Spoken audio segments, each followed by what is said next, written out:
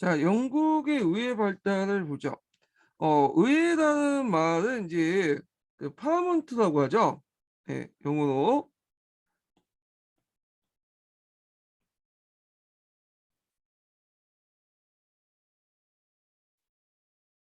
이 파라먼트라는 말이 처음부터 의회라는 말은 아니었어요. 그래서 원래는 이제 그 13세기 때 만들어졌는데 처음에 만들었던 건 두 사람 이상의 협의라든지 그다음에 왕실 대회의라는 의미로 이제 사용했거든요. 처음부터 의회라는 말보다는. 예. 근데 이제 나중에 이제 시몽드 목프레 때부터 우리가 생각하는 의회라는 의미가 이제 사용되기 시작해요. 그러면 그 의회의 기원이 됐던 게 뭐냐? 뭐 여러 가지 있을 수 있지만 앵글 식센 시대부터 냈던 위탄회의, 노르만 왕조기 때 이제 왕실 대의, 그다음에 주법전 이런 것들 이제 있고요. 그다음에 이제 의회 발전 과정을 보면 앞에서 의회라는 말은 이제는 협의나 뭐 왕실 대의 그런 의미에서 썼잖아요. 그러니까 우리가 생각하는 대표자를 뽑아서 의회를 만든다. 이런 개념들은 이제 시몽드 몽프에 의해서 처음 사용했죠. 시몽드 몽프는 아까 처음에 얘기한 것처럼 헨리 3세하고 싸웠던 인물이죠. 헨리 3세가 이제 무능하고 멍청하다 보니까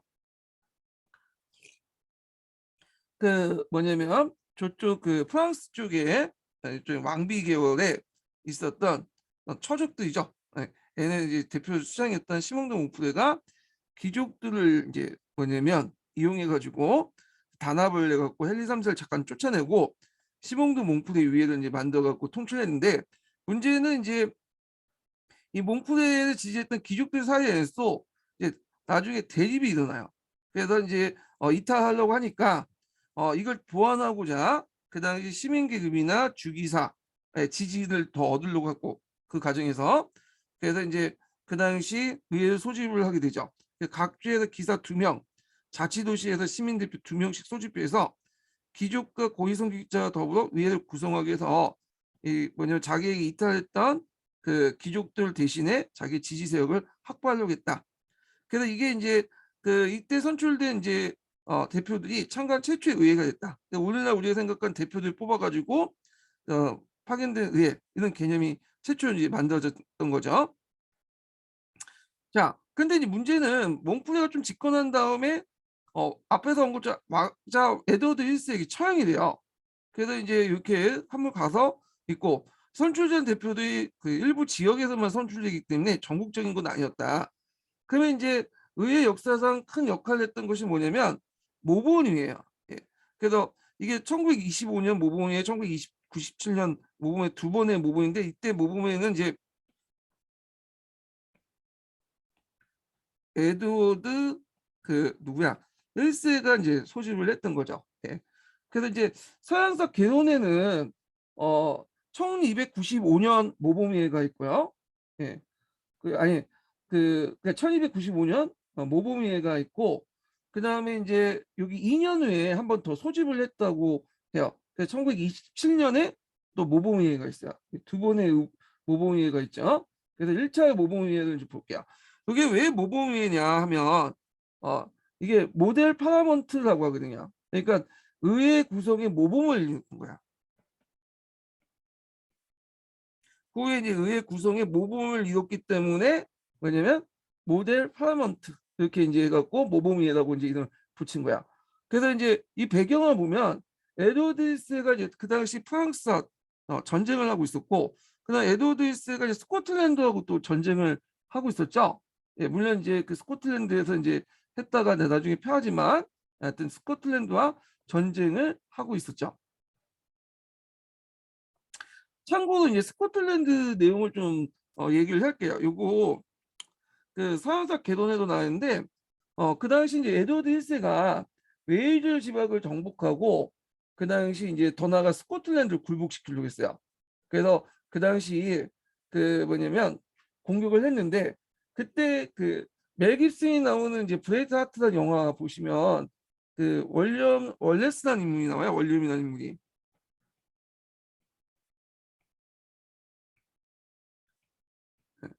이 월레스를 포커트 전투에서 뭐냐면 이기죠. 그래서 월레스가 이제 그때 패배를 하잖아요. 그때 영화 말기에 이제 프리덤 하면서 막 나갔는데 하여튼 그때 이제 졌는데 그 후에 거기 이제 그 누구야? 음, 스코틀랜드 전쟁에서 잉글랜드 편에 붙였던 그 잉글랜드 편에 붙었던 스코틀랜드 귀족들이 몇 명이 있었어요. 그 중에 한 명이 이제 로버트 브루스라는 사람이에요. 이 로버트 브루스는 이제 그 서기에서 영국 귀족 출신이라고 이게 적혀 있는데 그건 아니고 원래 스코틀랜드인이에요. 근데 스코틀랜드 귀족인데 영국 측에 붙었던 사람이야. 그러니까 우리식으로 따지면 이완용 정도 되는 인물이거든요. 근데 이제 원룸이 죽고 나서 이 사람이 다시 이제 변심을 해갖고 거꾸로 이제 뭐냐면 스코틀 돌림군도의 어떤 상징적 지도자가 돼요. 그래서 이 사람이 이제 베너트 전투가 있거든요. 베너본 전투에서 크게 승리를 하죠. 그래서 잉글랜드군을 격파를 하죠.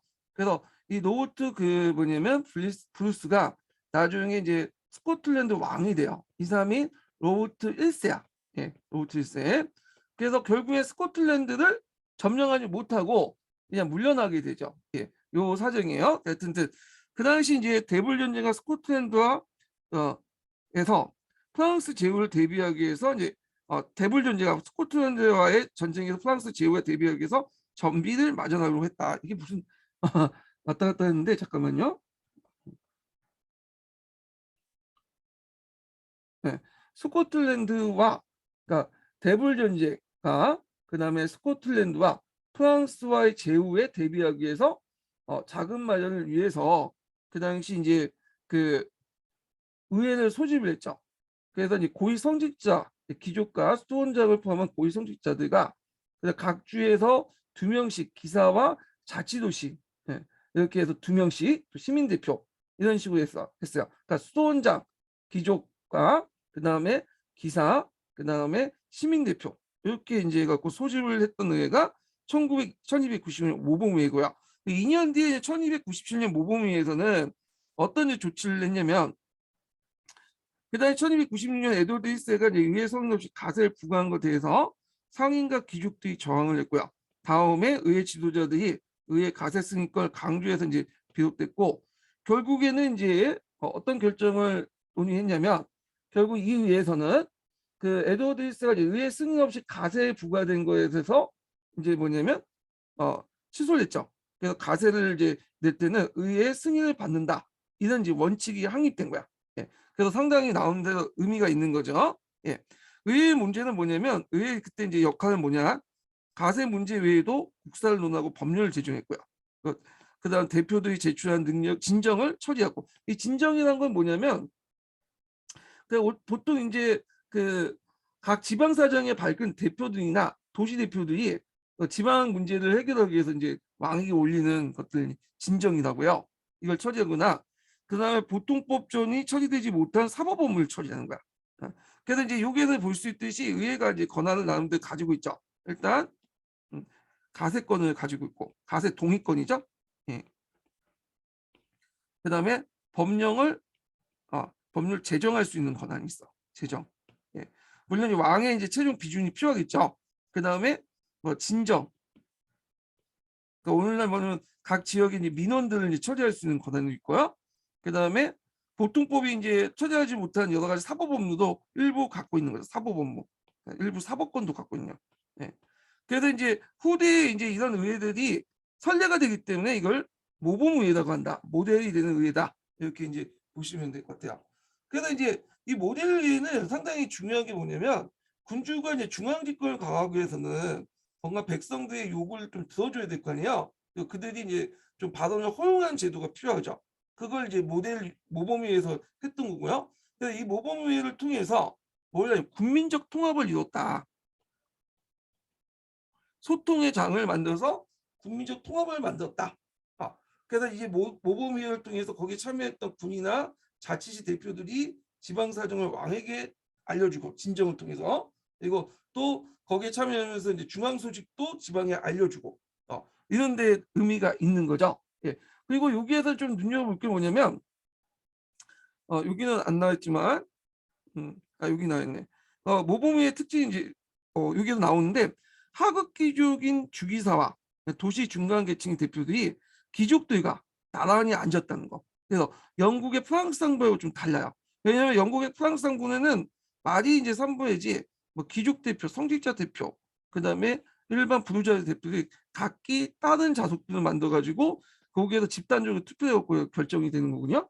예, 한 자리에 같이 모여서 하는 게 아니라 각기 다른 공간에서 집단적 투표를 통해 하는 건데 여기는 한 공간에서 하급 귀족, 그다음에 그다음에 도시 중간 계층, 그다음 귀족들이 같이 모여가지고 대귀족들이 이제 모여가서 같이 했다. 그래서 이런 것들 3부회와 좀 다른 그 뭐냐면 그 모습을 띠고 있다라는 거죠. 그래서 이게 후에 이제 뭐냐면 하원이 표현될 수 있는 가능성을 보여주고 있다. 이렇게 보시면 될 것 같아요.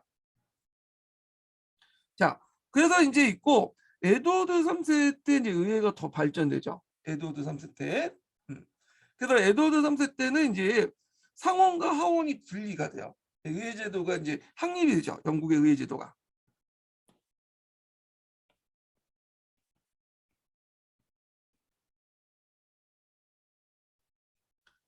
그래서 이제 하원과 이제 그 상원과 하원이 이제 뭐냐면 그 분리가 되는데 이때 이제 상원은 성직자의 이제 자발적인 불참 귀족들로 구성이 됐고요. 그 다음에 이제 주기사하고 이제 주 대표자들, 얘네들은 도시 대표들은 하원으로 분리돼요. 그래서 하원이 이제 좀 권한이 좀 약간 있는데 그러면 이 하원은 입법권은 없으나 진정이나 형태로 대부분 입법이 하원에서 발의된다 이렇게 보시면 돼요. 또 가세해야 되는 결정이 하원의 행위 것이 관리되었다. 그래서 이제 얘네들이 상당히 있다. 그래서 입법권하고 물론 겉으로는 입법권이었지만 진정이나 형태로 민원이나 형태로 입법권을 얻었고요. 그 다음에 여기에서 그 가세 동의권이나 뭐 이런 것도 있죠. 오늘날 의회가 가지고 있는 그런 권한들을 뭐냐면 했다는 거. 그래서 가세나 왕위 피전, 돈의 교부 나눠주는 것들을 다 결정을 해요. 예. 그래서 하원이 실권을 갖고 있죠. 예. 그래서 상원 같은 경우에는 대개 보면 외교적인 거나 아니면 나라를 좀 대표하는 결정들 좀 하는 거고요. 하원은 입법이라든지 그다음 가세라든지 뭐 이런 것들 하는 게 좀 특징이에요. 예. 미국의 상원 하원도 좀 그런 특징을 보이고 있고요. 그 다음에 이제 에드워드 3세가 또 했던 게 치안판사 설치야. 근데 이 치안판사는 이제 기원이 보면 에드워드 1세 때 치안 유지관이라는 게 있어요. 치안 유지관. 이게 에드워드 1세 때 만든 그 관리인데 치안 유지관 주장관이나 조사관을 감독하는 거죠. 감독하는 기능이에요. 그런데 이제 후에 이제 고발도 접수하고 피고발자를 권한을 체포할 수 있는 권한도 갖게 되고요. 그리고 1329년에 뭐까지 갖게 되면 중재인 재판하는 권리까지 갖게 돼요. 예. 그래서 재판권과 후에 또 뭐냐면 경찰권까지 갖게 돼. 예. 그러면서 중재인 재판권 경찰권을 가지면서 지방자치 준추적인 어떤 자리를 찾았는데 주로 이 치안판사를 누굴 임명하냐면 젠틀을 임명하죠. 이 젠틀이라는 사람이 어떤 거냐? 앞에서 얘기한 처럼 귀족들도 두 가지 부류가 있어요. 하나는 우리가 이제 자기 귀족이라는 게 있죠. 대귀족들. 그러니까 이제 상원에 출발하는 귀족들. 얘네들은 이제 자기 귀족이라고요. 그래서 우리가 이제 듣고 있는 뭐 백작이라든지 공작이라든지 자작이라든지 후작이라든지 이런 것들은 다 자기 귀족이야. 좀 상위권 귀족들이죠. 근데 지방에 있는 이제 향신 귀족도 있어. 자기는 없지만 그 지역에 나름대로 토착세로서 지방 유지로서 어느 정도 지방 그 토지도 가지고 있고 그렇게 이제 항신지족들이 젠티라는 사람도 있어요. 이 젠트리들이 주로 이제 치안판사를 이제 역임하죠. 예. 그러다 보니까 이 젠트 중심이었고 그 지역을 통제를 하게 돼. 그래서 이게 열연을 펼친 연극계 원로들이 모두 단역으로 갑자기 TV가 꺼져가지고 켜져가지고 잠깐만요. 이거 왜 이래 이거? 제가 왜 발동을 잘못했나? 다시 할게요. 예. 그래서 이 젠트의 지방을 장악하고 있어요. 그래서 앞에서 얘기한 것처럼 영국은 중앙집권 국가라고 했죠. 근데 얘네들이 이제 시간이 지나면서 지방 장악을 실패하게 돼요. 프랑스 같은 경우에는 지방 장악을 하기 시작했잖아요. 중앙 집권한 이제 후기 때 들어가면서. 근데 영국 같은 경우에는 지방 장관을 파견을 잘 못해요. 주장관만 파견하고 그 밑에 있는 그 지역은 젠트리가 다 통제를 해버린 거야. 예, 카운티들은. 예. 그래서 젠트리가 그 지역 그 주 밑에 있는 그 하위 그 지역들을 통제를 하고 그래서 얘네들이 실질적으로 지배층이 된 거죠. 예. 그래서 얘네들 중심으로 지방주의, 컨트리 의식이 또 발달되고 이런 것들. 그래서 이제 얘네들은 그렇게 독립적인 자주성을 확보할 수 있었던 게 뭐냐? 중앙 정부부터 돈을 안 받아요. 무보수죠. 그렇기 때문에 자기 멋대로 이제 행동할 수 있어. 그래서 프랑스의 어떤 지방 장관은 좀 달라요. 그래서 영국 같은 경우에는 처음부터 왕권 강화했지만 시간이 지나면서 좀 상대적으로 약화되고요. 프랑스는 처음에 약했지만 이렇게 강화되죠. 그 이유가 뭐냐면 얘는 지방 장관을 일일이 포함했고 여기는 주 장관 외에는 그 밑에는 다 젠트리들이 통제를 했기 때문이에요. 그래서 상당수 독립성을 유지했다. 그렇기 때문에 이 젠트리들이 이제 반환권이 가기 때문에 영국 같은 경우는 프랑스와 달리 이 뭐냐면 일반 그 농민들이 토지를 못 갖고 다 이제 젠트리나 그 밑에 있는 요몬 계층들이 다 뺏기는 양극화 형성들이 이런 배경이 되었다는 거 보시면 될 것 같아요. 예, 치안판사 젠트리 계층 관련된 내용을 좀 얘기를 했고요. 예. 자, 그래서 이제 이렇게 있고 그 다음에 이제 여긴 안 나왔지만 헨리 4세 때 뒤에 좀 얘기죠. 위의 권한을 더 강화시켜 나가요. 헨리 4세 때. 예, 여기 있네.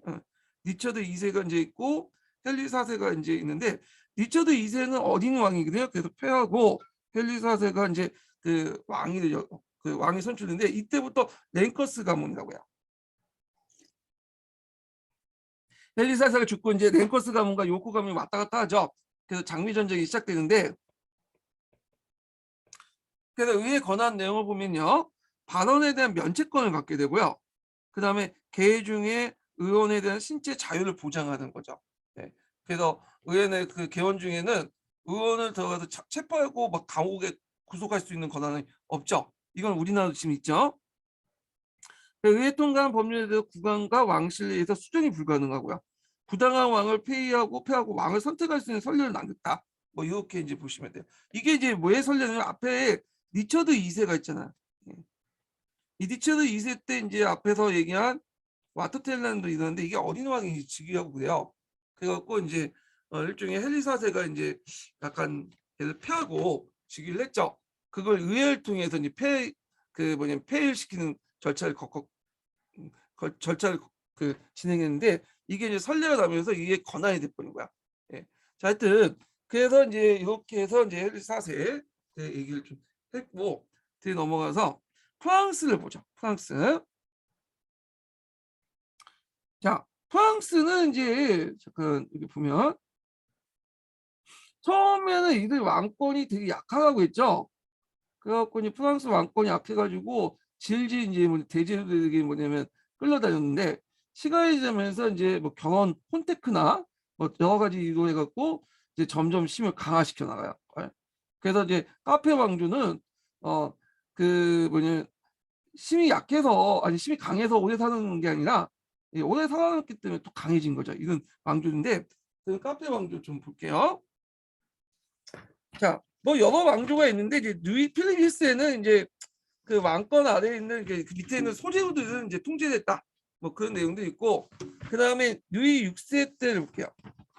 누이 6세 때 이제 왕령 내 소제를 굴복시키고 유력한 대제는 아키테군과 포벤 그 백의 신중을 얻게 돼요. 그래서 왕권 발전에 이제 기초를 이뤘고요.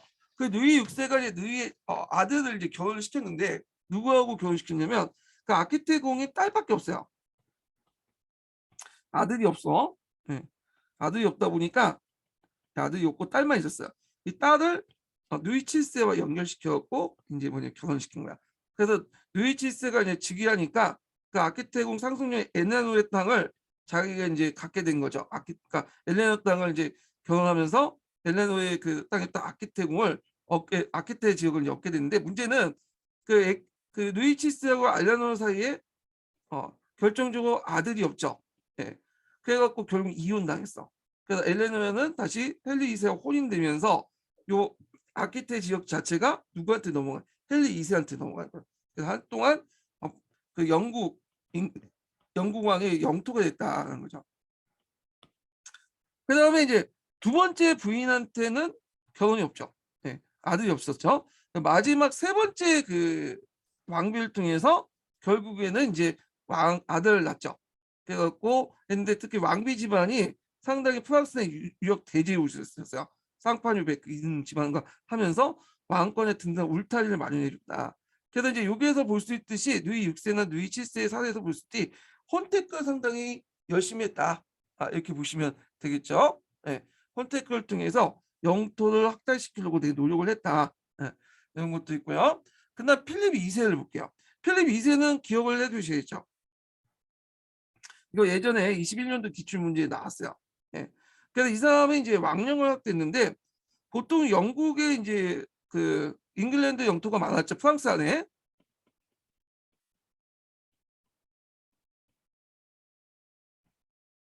그래갖고 앞에서 이제 얘기한 노르망디나 앙주 지역, 그 다음에 아키테 지역 있죠. 가스크노 뭐 그런 지역들. 그래갖고 요 땅을 이제 회복을 하려고 했어. 그래서 이제 그날 조낭이 봉건적 의무를 이해를 거부했단 이유로 프랑스 내 영지를 몰수를 선언하고 그 실천을 옮기게 되는데 이때 이제 그 조낭을 상대 전투를 부른 게 부배 전투죠. 요거 외워두세요. 예.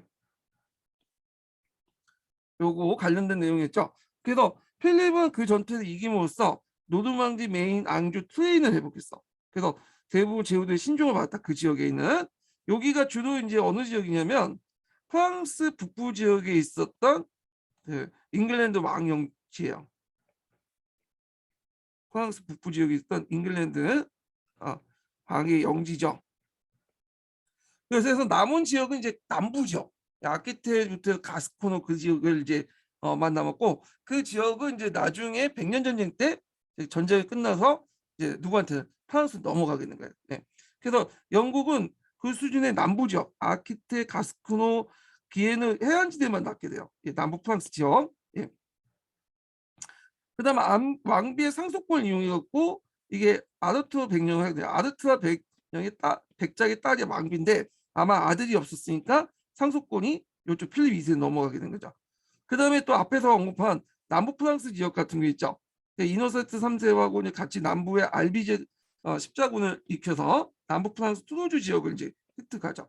그래서 이제 왕령을 획득했다. 자, 그리고 나서 이제 활발 영토를 확보했으니까 또 그 영토를 이제 좀 재정비를 해야 될 거 아니야. 그래서 지방간을 만들어. 그래서 이게 영국하고 다른 거야. 영국 같은 경우에는 주 장관 밑에는 파견되지 않고 그냥 젠틀하게 맡겼죠. 치안판사에게.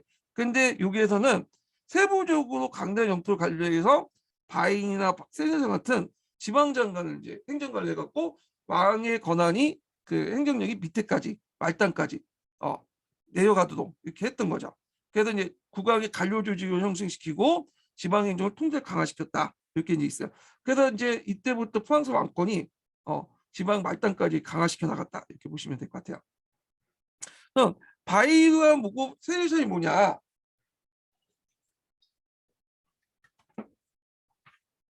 바이는 가나ಲ್ 구역에서 왕권을 대항하고 사법과 국왕의 수입을 관장해요. 예. 근데 여기에 특이한 것은 귀족들 임명하는 게 아니라 시민계급 출신을 임명하죠. 그래서 이들은 왕으로부터 봉급을 받아. 그러니까 그 귀족처럼 영토를 받는 게 아니에요. 영토 봉급을 받아. 네. 이게 이제 중세 후기 때 등장하는 건데 이걸 뭐라고 합해봉이라고 하죠. 합해봉.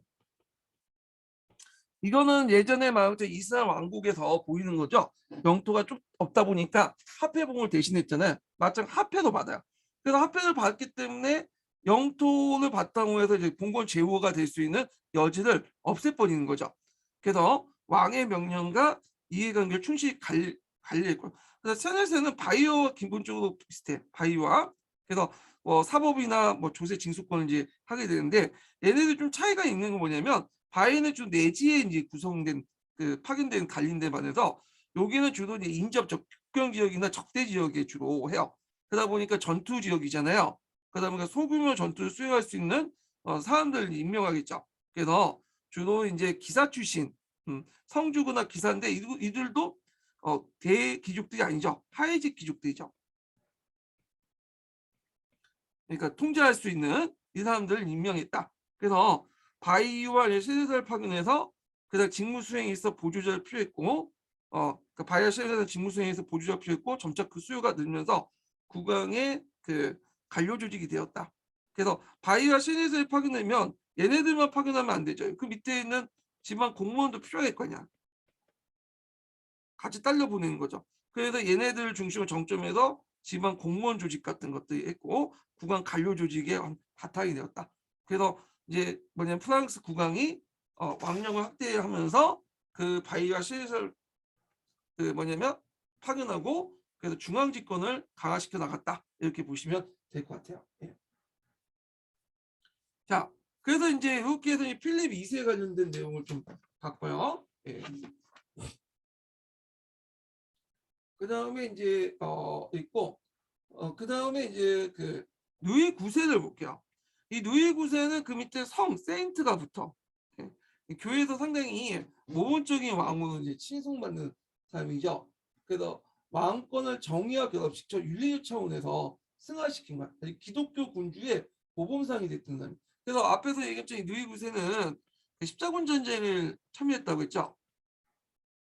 7차나 8차 이집트 공격했던 7차는 포로 잡혔고 풀려나도 8차 때 다시 갔다가 거기에서 이제 죽잖아요. 예. 그래서 이제 이렇게 이제 했던 사람인데, 자 그래서 이제 여기 누이 9세가 관련된 내용이 잠깐만요. 남부 프랑스 지역 같은 경우에는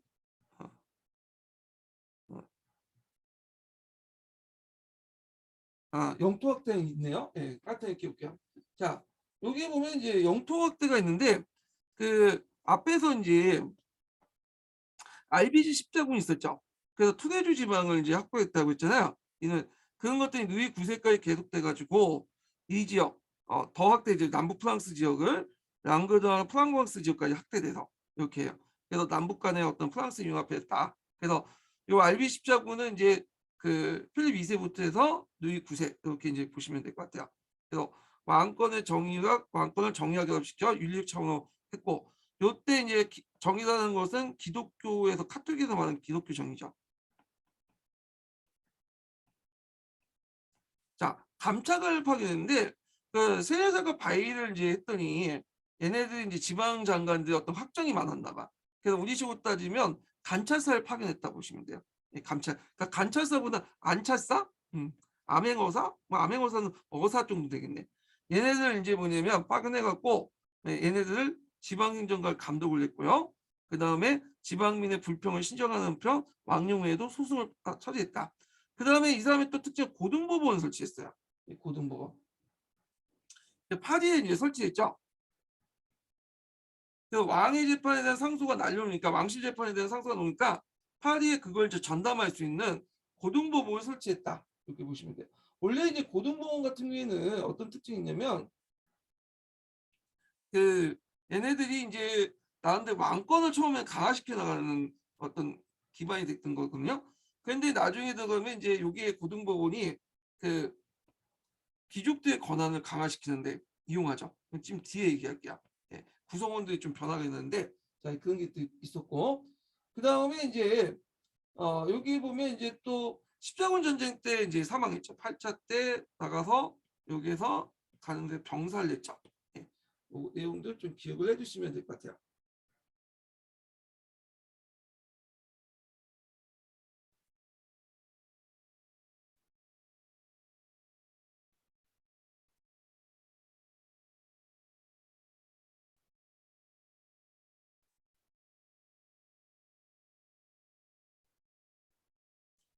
자, 그 다음에 이제 볼게 이제 필립 4세 때인데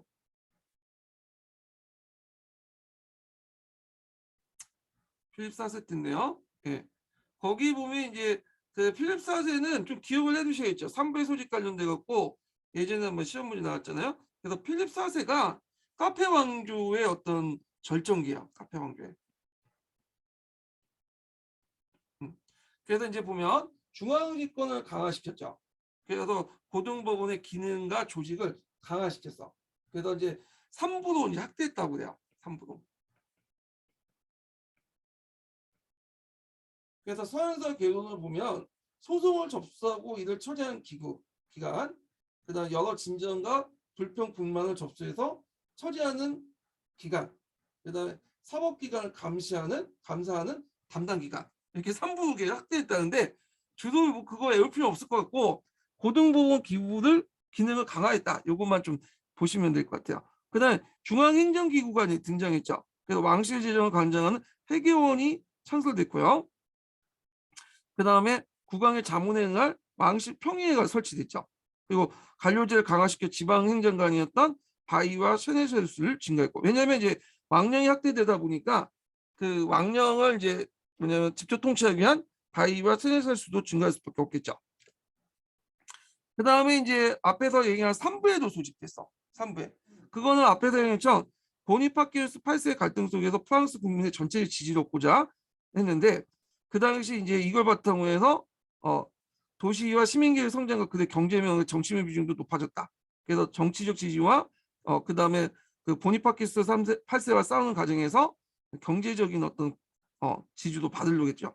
자, 그래서 이제 성직자 귀족 도시 대표 30문으로 구성됐다. 그런 것. 그래서 3부의 소집과 관련돼 갖고 기출문에 나왔던 거죠. 그거 기억을 해두시면 되고요.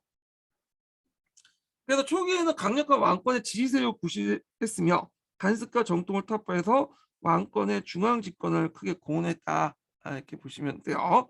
한계를 보면 주로 이제 전국적인 대표하고는 북부 지역만 대표를 했고, 그 다음에 또 3부회가 중앙에 조직한 그 3부회뿐만 아니라 지방에도 있었어요.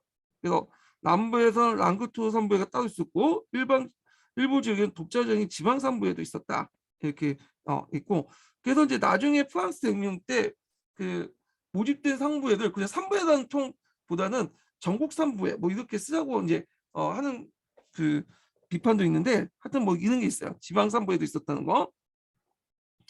필립 4세는 이제 또 사원 기사단을 배치했죠. 사원 기사단은 국제적인 조직망을 갖고 있고 또 굉장한 또 재산도 소유하고 있었다고 했죠. 사원 기사단을 설치해서 프랑스 내 영토와 재산을 획득했고, 그 다음에 혼테크토 해가지고 그 당시 남쪽 브루그르 지역에 프랑스 콩테인 지역을 확보했다. 독일하고 이제 여기가 국경지대거든요. 여기. 자, 하여튼 이런 지역을 확보했다. 이렇게 보시면 될 것 같아요. 자, 그 다음에 독일 볼게요. 독일 이제 이탈리아, 러시아 있는데 독일 중세사는 예전에 시험 문제 나오지 않다가 최근에 이제 시험 문제 조금씩 나온다고 했죠. 그래서 독일 중세사 관련된 내용도 좀 파악을 해두시는 것도 좋을 것 같아요. 이 부분도. 잠깐만요. 잠깐만 기다려주세요.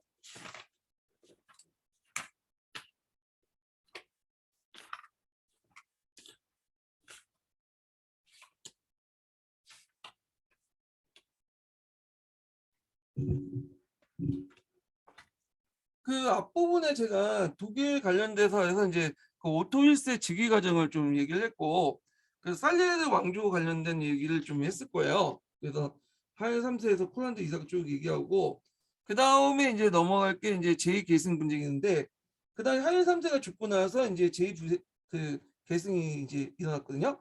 그래서 그때 유력한 가문이 벨페가하고 호헨슈테르파가요. 그래서 이제 벨페가는 이제 교황파와 연결된 이탈리아 겔프파와 연결돼 있고,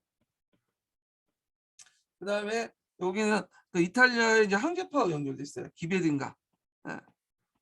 이탈리아 정치 세력과 또 연결돼 있다. 이렇게 보시면 될 것 같아요. 그래서 이제 이렇게 이제 대립구도가 형성됐다. 그래서 이렇게 있고, 그래서 결국에는 이제 누가 됐냐면 프레드링 1세, 그러니까 이제 호헨슈테르파가 이제 개창됐죠. 이 사람이. 이 프레드링 1세는 독일사에서 상당히 중요한 인물이에요. 이 사람이. 그래서 이 사람이 이제 그 빨간 수염을 길렀기 때문에 무슨 별칭을 가냐면 바도바두샤라는 별칭을 갖게 돼요. 이게 왜 그러냐 또? 잠깐만요. 이게 화면이 좀 이상하게 깨져서 나오네요. 이게 왜 그러지? 잠깐만요. 자, 프레데 1세는 얘가 호hen슈테르파 객체인데 이 사람이 바르바르샤라는 별칭을 얻게 돼요. 빨간 수염을 기르기 때문에. 아, 그래서 이제 나중에 독일 민족주의 상징이 되거든요. 민족주의 상징이고, 그 다음에 이제 우리가 알고 있는 신성 로마 제국이라는 그 명칭도 이 사람 때부터 이제 정식으로 불려졌다고 보시면 돼요. 오토 1세 때부터 불려진 건 아니고 오토 1세가 받은 것은 로마 황제가 아니었고 실제적으로 신성 로마 황제라는 그 제국 명칭은 이때부터 이제 프리드리히 1세부터 이제 불려지기 시작한 거야. 이거. 그래서 이 사람을 이제 히틀러가 이 사람을 되게 좋아했다고 그래요. 그래서 나중에 이제 독소전 시작할 때 그 소련 침공 작전의 작전명을 바로바로샤로 이렇게 붙였던 라고 하더라고요. 그래서 이 사람이 이제 그 추구하는 목적이 세 가지가 있어. 첫 번째로는 강력한 제국 영토를 확대시키는 거야.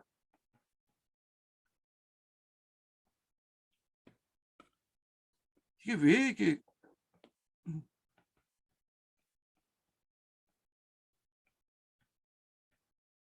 이상이 긋고 그래서 이 사람만 이제 유산받은 땅들이 많았죠. 뭐 혼인을 통해서 또 얻은 땅도 있고 부르군드, 눈바디아, 뭐 이탈리아 영토 같은 거 있죠. 그 다음에 두 번째로는 남북의 독일 제국을 굴복시키는 게 있어요. 독일 대제국들.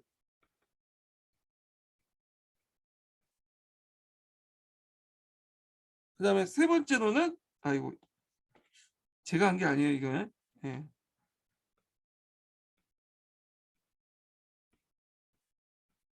이게 지멋대로 막 왔다 갔다 하네. 아 진짜 다시 깔아야 될지 모르겠어요 이게. 말려 설명할게. 이게 지금 필기가 안 돼. 얘가 좀 이상한 것 같아 지금. 음. 자, 두 번째로는 독일의 그 대제국들 굴복시키는 게 있고, 세 번째는 이탈리아의 완전한 주권 행사, 자기가 이제 먹겠다는 거죠. 예. 그래갖고 이제 그 이런 목적을 이제 했는데, 그래도 이런 포워드 1세의 정책들이 이탈리아에 대한 야심이 드러내면서 교황과 이탈리아 도시국가를 불안하게 만들었거든요. 예. 그러니까 이제 이때 교황의 강력한 지지를 받은 이탈리아 도시국가들이 밀라노의 주도 아래 롬바디아 연맹을 구성을 해요. 예. 그래서 결국에는 독일 황제를 그 당시 독일 황제군을 레나노 그러니까 이제 그 다른 레그나노 전투라고 또 하죠. 이 레그나노 전투에서 격파시켰다. 이렇게 보시면 돼요. 자, 그래서 이제 보면 자 독일의 봉건 질서를 확립을 하려고 했죠. 제후대 영신에서 자유재단권을 인정하는 대신에 황제에 대한 신종을 요구하고 소제후나 귀족들을 대제후 신하로 만들어서 독일 봉건 제조 국가를 조직을 하려고 했다. 나름대로 이제 독일의 봉건 조직을 확립해서 대제후를 통해서 자기가 나름대로 거기에 통제를 하려고 했다는 거죠. 그러니까 프리드리히는 독일 문제에서도 좀 관심이 있었어요. 이거는 좀 뒤에 이제 황제도 좀 다른 모습들인데 그 다음에 이제 이탈리아를 황제권을 회복시키려고 했죠. 네. 그래서 혼인을 통해서 이탈리아 부근에 있던 부르군들 획득하고요. 그다음 룸바디아를 차지하기 위해서 그러니까 룸바디아가 이제 뭐냐면 여기 이제 이탈리아가 있으면 북부 이탈리아에서 있고 여기 교황이 있어요. 교황령 있겠죠. 예, 여기 남부 이탈리아 지역이 있겠죠. 그래서 이 롬바디아 지역은 이쪽 지역이야. 그러니까 이제 교황령을 가기 위해서는 이 롬바디아 지역을 꼭 거쳐야 돼. 그래서 프레드리히는 이 롬바디아 지역을 어떻게든 먹으려고 했고 프레드리히 2세도 뒤에 있는 롬바디아 지역을 어떻게든 먹으려고 했는데 그러면 교황 입장일 때는 이 롬바디아 이쪽으로 넘어가면 독일로 넘어가면 자기가 이제 독일 황제의 어떤 뭐야 완전 통제 안에 들어가는 거잖아요. 그러니까 이건 별로 좋은 현상은 아니죠. 그래서 그때 교황이 강력한 지지를 해서 그 당시 롬바디아 동맹이 만들어졌어요. 밀라노를 중심으로 해서. 네, 앞에서 얘기한 것처럼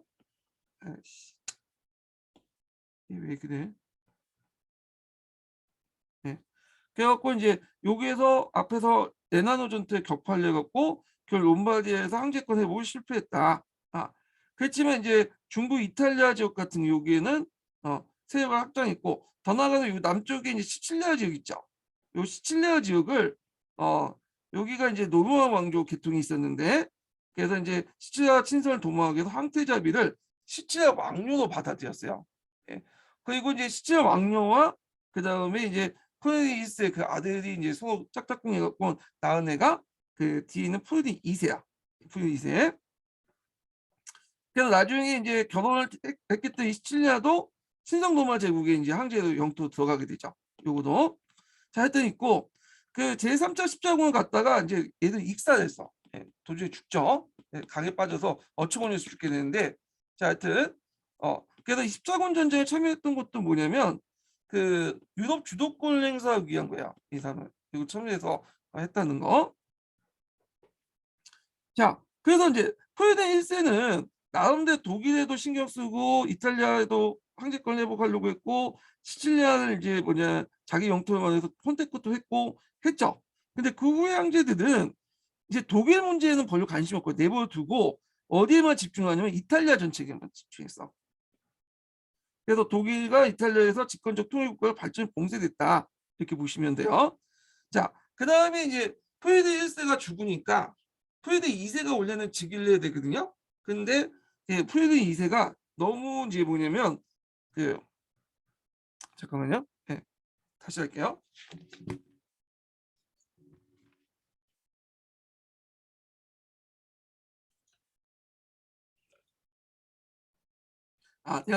하인이 6세가 즉위하죠.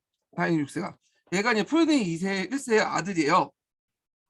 그래서 독일, 부르군드, 이탈리아, 중국, 시칠리아 지배가 되는데 시칠리아 아까 치면 이제 포석을 까만다고 했잖아요.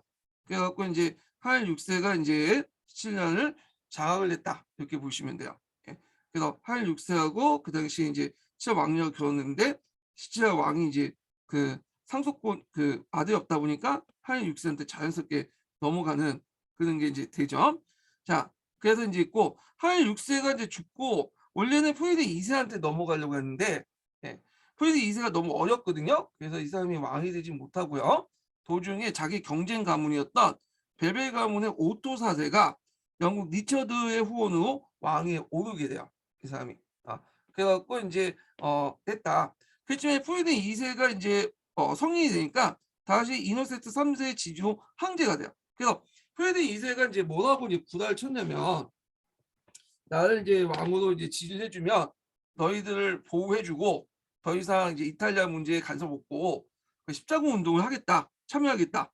그렇게 했는데 이제 실질적으로는 프리드 2세가 십자군 전쟁을 뭐냐면 좀 약간 늦추거든요. 그러니까 이제 이노센스 3세가 죽고 그 다음 그 교황이 이거 왜 십자군 전쟁 안 나가냐 막 재촉하니까 어쩔 수 없이 등등 밀려서 이제 그 나간 게 6차 십자군이야. 근데 이 사람은 이제 오랫동안 시칠리아 왕가에서 살았거든요. 원래 시칠리아가 예전에 말한 것처럼 이슬람 문화권에 있었던 지역이잖아요. 그러다 보니까 기독교인이지만 그렇다고 해서 충실한 기독교인도 아니고요. 이 프리드 2세가 그렇다고 해서 뭐 그 이슬람 교도대에서 적대적인 감정도 없어. 다문화 가정에 살다 보니까 그러다 보니까 또 이제 싸우는 보다는 술탄을 협약을 통해서 예루살렘을 일시해보겠다. 그 교황이 이걸 못마땅해서 한 거 반대하니까 싸우다 다시 뺏기고 그렇게 이제 했죠. 자, 그래서 이제 있고 이탈리아 정책 볼게요.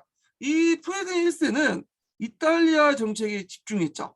자기 할아버지죠. 할아버지의 프레데 1세와 달리 이탈리아 정책에만 강조했다. 할아버지는 나름대로 독일에도 관심이 있었는데 얘는 독일 문제는 별로 관심이 없었어. 예. 그래서 그때 이제 뭘 공부하냐면 독일 제후에 대한 이익에 대한 한장을 공부해요. 여기 있나? 그래서 이거는 독일 지방 지역의 실질적인 독립을 주권을 부여한 거야. 독일 문제는 손 떼테니까 너네들 알아서 하라. 근데 독일은 방임인데 얘는 방임이에요. 근데 실제적으로는 요 이탈리아에 대해서는 상당히 간섭 정책을 해. 그래서 이제 그때 형세를 보면 이렇게 돼 있어. 이렇게 북부 이탈리아가 있고 중부 이탈리아 이쪽 지역은 독일 한개 땅이고요. 요 시칠리아 지역 있죠. 예. 시칠리아와 저기 남부 지역 시칠리아 지역, 시칠리아 지역이나 시칠리아죠. 남부가 아니라 시칠리아 지역이네. 요 시칠리아도 자기 땅이죠. 교황을 이제 먹으러 가니까 이쪽 땅을 이제 먹으러 가니까 토스카나 이게 뭐야? 말 잘못했네. 예. 요쪽 지역이 이제 장악을 해표 했죠. 자기 할아버지가 이제 롬바르 지역 이 지역을 이제 장악을 하려고 했죠. 그러니까 자기 할아버지가 실패했던 걸 다시 하기 위해서 요 롬바디아를 이제 공격을 하는데 문제는 여기에서 격파가 된 거야. 예. 다시 장악을 못했죠. 근데 이제 이렇게 했는데 자 그때 이제 그 전에 공포됐던 게 뭐냐면 멜필 현장이야. 멜필 현장.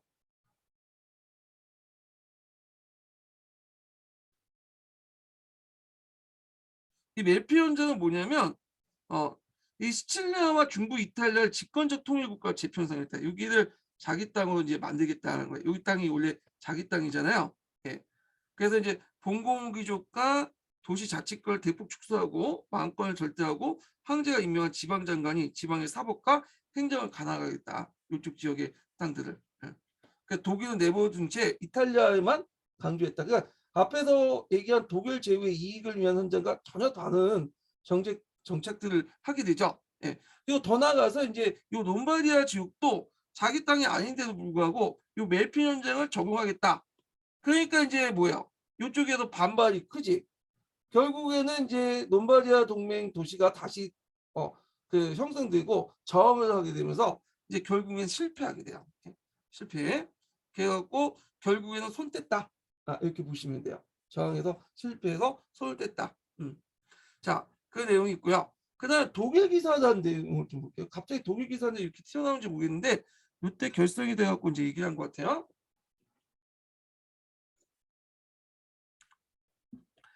독일 기사단은 예전에 얘기했죠.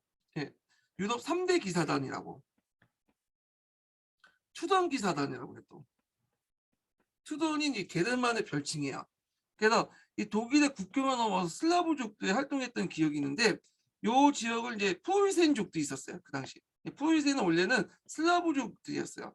근데 독일 기사단이 여기를 개척을 해갖고 동푸이센 지역, 그다음에 뭐 이런 지역 있죠? 서푸이센 지역들 개척을 해갖고 결국에 이 푸이센 원래는 슬라브 계통이었는데 이 지역을 기독교화하고 독일화 시켜버려. 그래서 이 푸이센 지역을 이제 족들이 살았던 지역을 푸이센이라고 하죠. 네. 그래서 푸이센이라는 말이 푸이센이란 그 민족들이 살고 있을 때문에 푸이센을 했어요. 그래서 원래는 슬라브 계통의 민족이었는데 게르만 계통을 바꾸고 기독교화 시켰다. 네. 요거 좀 기억을 해두시고 자 그래서 하여튼 앞에서 얘기한 것처럼 멜필 현장을 적용하려다가 중앙 저 당시 이제 롬바디아 그 동맹이 다시 결성돼서 이제 프리딩 2세가 쫓겨났다고 했죠. 실패했다고 했죠. 그래서 죽고 나서 이제 황제권이 이제 다시 약화됐는데 자 이때 이제 대공의 시대가 잠깐 있었죠. 대공의 시대는 그 황제가 없었던 시대야. 네. 그래서 황제가 비어있던 시대인데 그래서 그 후에 이제 제이가 왔다 갔다 하는데 그 중간에 뭐 누들프라는 사람이 황제가 됐어요. 대공 시대 끝난 다음에 중요한 건 아닌데 누드프가 이제 황제가 되면서 이 사람이 이제 교황령과 중앙 집권 정책을 다 포기해버려. 예. 그래서 이제 이렇게 있고 결국에 왔다 갔다가 이제 황금 친서를 공포하죠. 그래서 이거는 이제 독일 제후들을 이제 뽑는 그 방법인데 그래서 여러분도 알다시피 이제 황금 친서 부른 것은 그 도장을 그때 찍을 때 이제 문서 도장 때 황금으로 만든 이제 뭐냐면 금인을 그 도장을 찍었다 해서 황금 친서라고 하잖아요. 그 대웅을 보면 황제 선출 방법을 정했는데 7명의 선제후, 그러니까 황제에 대해서 이제 선거권을 갖고 있는 사람을 제후들 선제후라고 하거든요. 선제후가 황제의 사망과 동시에 다수결로 새 황제를 선출한다. 그래서 성제후의 특권을 규정했다. 이렇게 보시면 돼요. 근데 실질적으로는 7명의 선제후가 선거를 뽑긴 하는데 실질적으로는 이제 미리 정해놓는 거죠. 미리 이제 죽기 전에 이제 황제가 이걸 좀 뽑아달라고 하면 되게 큰 문제가 없으면 그 황제가 이제 뭐냐면 돼요. 그래서 실제로 세습직이었다 보시면 돼요. 세습직인데 형식적으로 선출했다. 이게 뭐 특별하게 황금치사뿐만 아니라 그 전에 독일 황제도 그렇게 다 선출직했어요.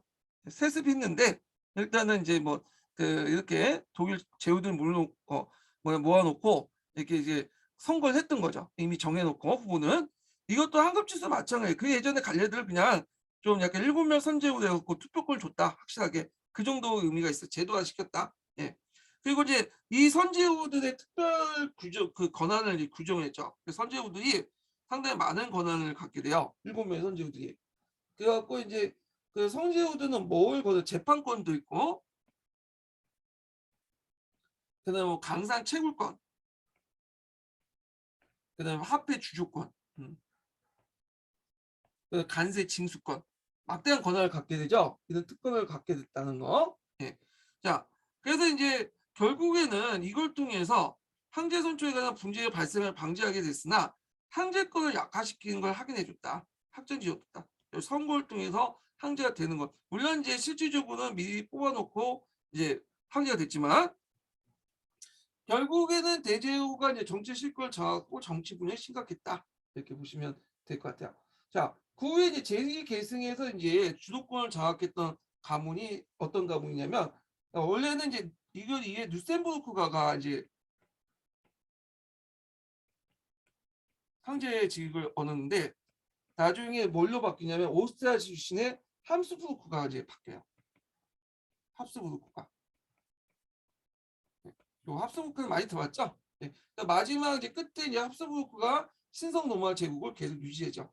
나일 동맹 이제 만들어서 해체되기 전까지. 네. 이 합스부르크가는 원래는 이제 그 오스트리아 지역에 있었던 상인 가문 출신이에요. 상인 가문. 그런데 혼택을 잘해가지고 그래서 결국에는 제2까지 이제 이렇게 신성 로마 황제 강까지 이제 이어받게 되는데 자 이렇게 자 그래서 이제 이거 위해서 영향을 볼게요. 자 이때 이제 정치적 해체 추세가 심화되는데 자치도시 도시동맹들이 형성되고 또 기사동맹들이 만들어져. 예. 그래서 이제 시민, 기사, 성직자들이 봉건제후부터 재산권을 보호하기 위해서 신분제 위회가 구성되고 특히 독일 같은 경우에 지방제후들이 저마다 연방국가들을 형성했다. 그래서 이제 제후에서 권한을 벗어나서 나름대로 이제 국가 형태를 띠게 될 거죠. 그래서 이제 이 연방국가들이 만드는데 그래서 이제 그 봉건제후들이 연방 단위로 해서 독립적인 권한을 갖게 돼요. 그래서 얘네들이 갖고 있는 걸 뭐라고 해요? 연방 국권이라고 해요. 자, 그 연방 국권이 뭐냐? 앞에서 이제 황금 문서에서 선제후들이 가지고 있는 권한들 있죠. 그런 권한들을 다른 제후도 갖게 되는데 최종 심적 재판권.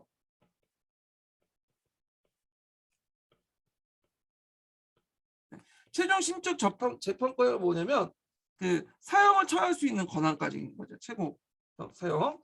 그다음 축성권. 그다음에 화폐 주조권. 앞에 그 선제후들이 갖고 있는 권한들을 얘기하는 거요. 간세 징수권. 네. 그리고 이제 있고 그 다음에 이제 요 밑에 있네요. 이런 것들을 이제 갖게 된다. 연방 국권들. 그 이거는 이제 주권 국주와 다름없는 연방 그 군주들인 거죠. 외교권은 나중에 30년 전쟁 이후부터 이제 갖게 되고요. 그 다음에 또 신분제 위에 소지권도 장악해서 거의 이제 완전 독립국가 모습을 갖췄다. 그래서 15, 16세에 거쳐 연방국가는 봉건적 정치 질서에서 근대적 절대왕조 넘어간 가도기적 신분제 국가 형태를 띠게 되었다. 이렇게 이제 보시면 될 것 같아요. 예. 그래서 이제 신성로마 제국의 한계를 보면 앞에서 말한 영국이나 프랑스처럼 왕권이 강력하게 구심점을 장악하지 못하고 이렇게 수많은 봉건제도 연방 국가들이 이렇게 분열돼 있었고 그 다음에 이제 앞에서 말한 것처럼 그 신성 로마 황제들은 독일 국내보다는 이탈리아 문제에 관심이 있다 보니까 교황권과 항상 충돌이 있었다. 그래서 이렇게 보시면 돼요. 신성 로마 제국은 나중에 이제 그 나일 동맹 그 나폴레옹이 와서 나일 동맹 만들면서 이제 해체되죠. 그동안 이제 계속 유지됐던 이제 그 제국이었죠. 자, 그래서 이제 이렇게 이제 봤고요. 러시아인데 러시아는 이거 시간이 좀 오래돼가지고 네, 내일 제가 퇴근 그 출근해야 되기 때문에 여기서 끝낼게요. 예. 그래서 마지막 인증번호 알려드릴게요. 마지막 인증번호는 14번입니다. 마지막 인증번호 14번입니다. 자, 오늘 수고하셨고요. 네, 다음 주에 뵙겠습니다.